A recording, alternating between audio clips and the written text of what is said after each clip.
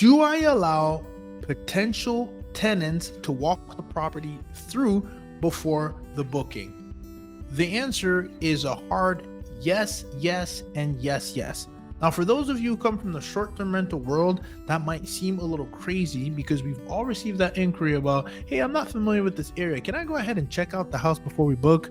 And that was a hard no in the short-term rental space, leveraging Airbnb. But in this space, it is critical, and we're going to take it a step further. Here's the reason why you do say yes, is because typically a family is either getting the approval, which you should know at that point, from the adjuster. And sometimes they do need to walk it through because maybe you've seen tons of home and they just want them to walk through a home and then they're going to get approved because they just want to get these guys out of their hair, right? Typically, I always like to make sure I understand what stage that they're in.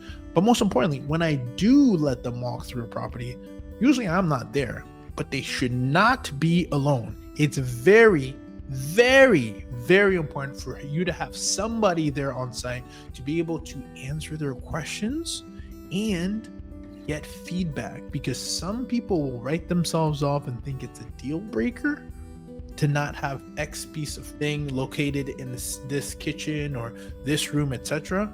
And in reality, everything is negotiable. So let there be light.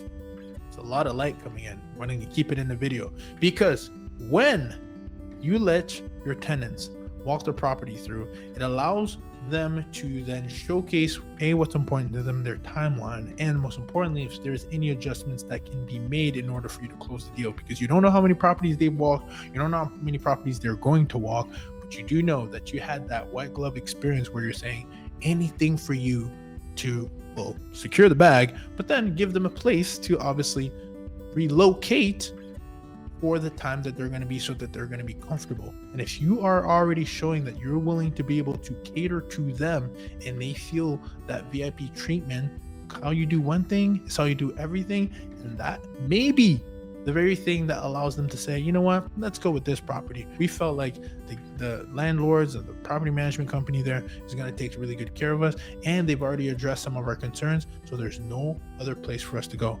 Another thing that is very critical, create a scarcity tactic where you're saying that, hey, I'm going to need you to make a decision today because we get tons of inquiries. And if you have the right property, you should get tons of inquiries, whether those inquiries came today or the other day or the week before. Just mention that so you kind of know where they're at and you can get an answer right away, because my job is to make sure that I can get it pen to paper as soon as possible to get the deal done, get it closed, get it sealed, wrapped, and delivered, and make sure that if there's anything that they need, that it's addressed and will be included in there, even if we want to, in the stipulations, to get the deal done, close it, and secure another family into one of our homes and cater to them, support them, and be there to serve them.